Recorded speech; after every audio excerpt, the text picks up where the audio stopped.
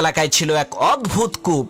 লোকেরা যখন ওই গহীন অন্ধকার কূপ থেকে পানি তোলার জন্য কূপের মধ্যে রশিতে বাঁধা বালতি নামিয়ে দিত, তখন ওই রশি ঠিকই থাকতো, কিন্তু বালতিটা কূপের মধ্যে উধাও হয়ে যেত। এই আশ্চর্য ভূতুরে কাণ্ড দেখে এলাকার সমস্ত লোকেরা বলাবলি করতে লাগলো যে নিশ্চিত এই কূপের মধ্যে জিন ভূত আছে। এলাকার সমস্ত গণ্যমান্য ব্যক্তিরা একত্রিত হয়ে দেশের বড় বড় কবিরাজদেরকে নিয়ে আসলো ওই কূপ থেকে জিন ভূত তাড়ানোর জন্য। কিন্তু দুঃখের বিষয়, কোনো কবিরাজই এই সমস্যার সমাধান করতে পারলেন না। অবশেষে সেই এলাকার একজন দুঃসাহসী বালক বলে উঠল, আমি এই কূপের ভেতরে নেমে দেখবো এর মধ্যে আছে কি। ছেলেটির এই কথা শুনে এলাকার সমস্ত লোকেরা হতভম্ব হয়ে গেল।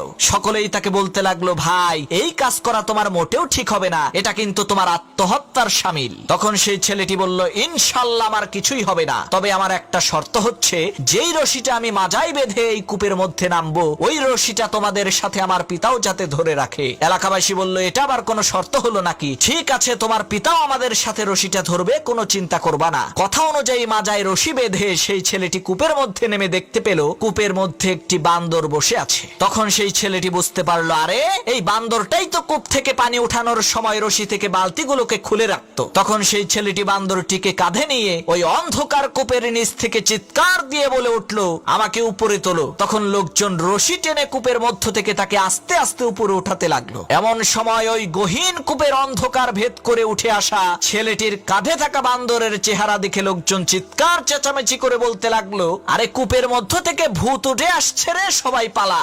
ভূতের কথা শুনে যে যার মতো এদিকে ওদিকে ছুটে পালিয়ে গেল। কিন্তু ওই ছেলেটির পিতা রশি ছেড়ে কোথাও গেল না, কারণ তার কলিজার টুকরা সন্তান যে ওই কূপের মধ্যে আছে, এ কারণে সে তার সমস্ত শক্তিকে একত্রিত করে রশি টেনে একাই তার সন্তানকে কূপ থেকে বের করলো। এরপর দেখা গেল তার ছেলে কূপের নিচ থেকে কাঁধে করে একটি বান্দর নিয়ে এসেছে। তখন সেই ছেলেটি তার পিতাকে বলল, বাবা আমি জানি আমার বিপদে সবাই পালিয়ে গেলেও তুমি কিন্তু পালাবে না, এজন্যই আমি শর্ত জুড়ে দিয়েছিলাম যে আমাকে টেনে তোলার রশিটা যাতে আমার পিতা ধরে রাখে। প্রিয় ভাইরা, এখান থেকে বোঝা যায় যে বিপদের মুহূর্তে সবাই আপনাকে ছেড়ে পালিয়ে যেতে পারে, কিন্তু আপনার মা বাবা আপনাকে বিপদে রেখে কখনোই পালাবে না ইনশাআল্লাহ।